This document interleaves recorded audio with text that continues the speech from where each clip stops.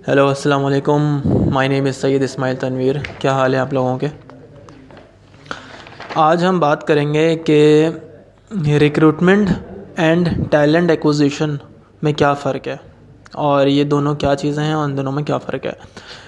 सबसे पहले तो आप मेरे चैनल को सब्सक्राइब करें। वीडियो के नीचे रेड कलर का बटन होगा, आप उसको प्रेस कर दें और बराबर में ही बेल आइकन होगा, उसको भी प्रेस कर दें ताकि जब भी मैं कोई नई वीडियो अपलोड करूं तो वो आपको ऑटोमेटिकली मिल जाए।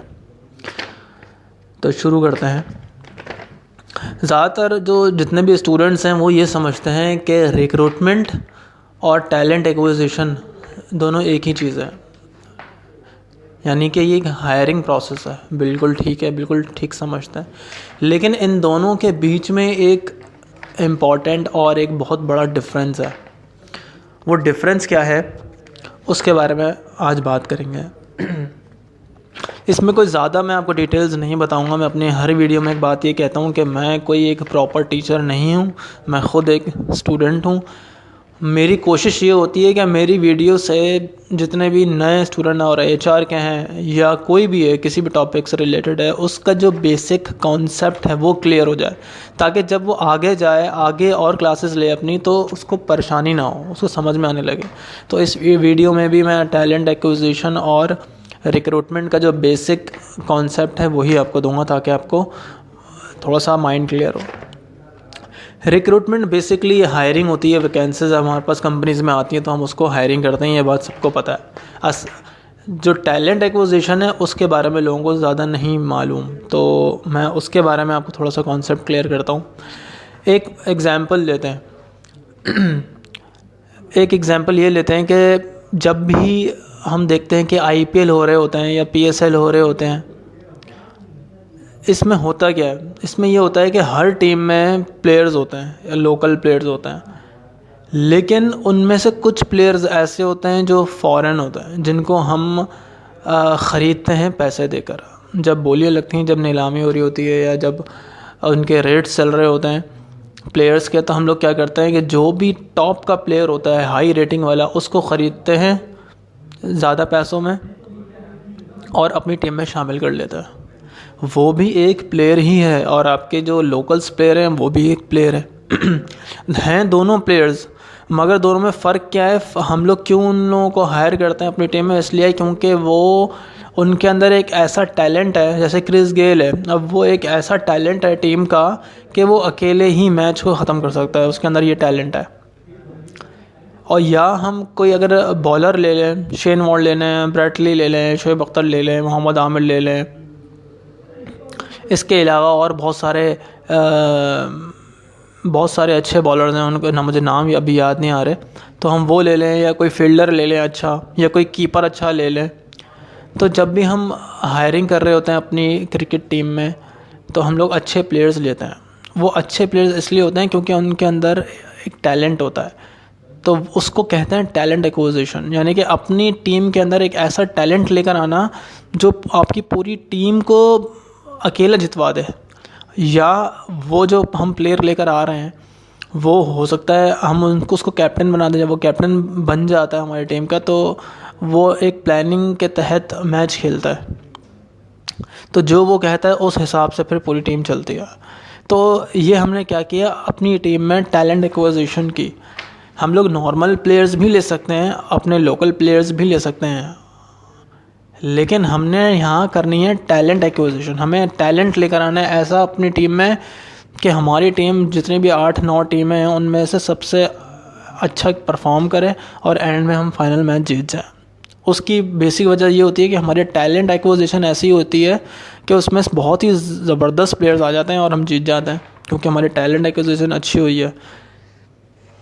इसी तरीके, ये तो मैंने खाली एग्जाम्पल के तौर पे आपको बताया कि टैलेंट एक्विजिशन में टैलेंट की बात हो रही है। ये टैलेंट जो वर्ड है आपको ख़ुद बता देगा कि ये कर क्या रहा है। रिक्रूटमेंट में क्या होता है, हम लोग जो वैकेंसीज हमारे पास आती हैं हम उसको फुल कर देते हैं कि हाँ भाई हमें इस चीज़ की ज़रूरत है, तो चलो वो बंदा आ गया। लेकिन जब हम टैलेंट एक्विजिशन करते हैं उसमें हम टैलेंट को देखते हैं। अब वापस आ जाएं अब ऑर्गेनाइजेशन में। जब हम एक ऑर्गेनाइजेशन में टैलेंट एक्विजिशन करते हैं तो हम लोग ऐसे लोग लेकर आते हैं जो कि हमारी कंपनी इसके लिए प्लानिंग बनाए, लॉन्ग टर्म के लिए जो है ना वो बंदे काम करते हैं वो, क्योंकि वो प्लानिंग बना रहे होते हैं, क्योंकि इनका जो काम होता है बेसिकली वो होता है स्ट्रैटेजी बनाते हैं, प्लानिंग्स बनाते हैं जो कि लोग दूसरे फॉलो करते हैं, उसका असर आपकी कंपनी में पड़ता है। फॉर एग्ज़ाम्पल एक कंपनी में एक फाइनेंस का डिपार्टमेंट है या कोई ग्राफिक्स का डिपार्टमेंट जो ग्राफिक्स की चीज़ें बनाता है, तो ग्राफिक्स के जो हेड होगा, अगर हम टैलेंट एक्विजिशन कर रहे हैं तो उसका हेड अगर नहीं है तो हम एक हेड को लेकर आ रहे हैं। जब हम हेड किसी डिपार्टमेंट के हेड को लेकर आते हैं तो बेसिकली हम वहाँ पे टैलेंट एक्विजिशन कर रहे होते हैं, ताकि जब वो आएगा तो अपने उस डिपार्टमेंट को अपने तरीके से चलाएगा। और जाहिर सी बात है जब हम कोई बड़ी हायरिंग कर रहे होते हैं तो उसमें हमें टैलेंट चाहिए होता है ऐसा जो हमारी ऑर्गेनाइजेशन को भी ग्रो करे, साथ साथ नई प्लानिंग्स भी बनाए। या अगर हम कोई प्रोजेक्ट कर रहे हैं छोटे या शॉर्ट टर्म या लॉन्ग टर्म, तो उस प्रोजेक्ट के लिए हम जो लोग हायर कर रहे होते हैं उसको भी टैलेंट एक्विजिशन कहते हैं। क्योंकि हम हर ऑर्गेनाइजेशन का मकसद ये होता है कि वो नंबर 1 रहे हर चीज़ में, लेकिन उसको चलाने के लिए कुछ एक्सपर्ट्स चाहिए होते हैं जो टैलेंटेड होते हैं। टैलेंट एक्विजिशन का काम यही है कि वो सिर्फ टैलेंटेड लोगों को ढूंढ कर लेकर आता है अपनी ऑर्गेनाइजेशन में।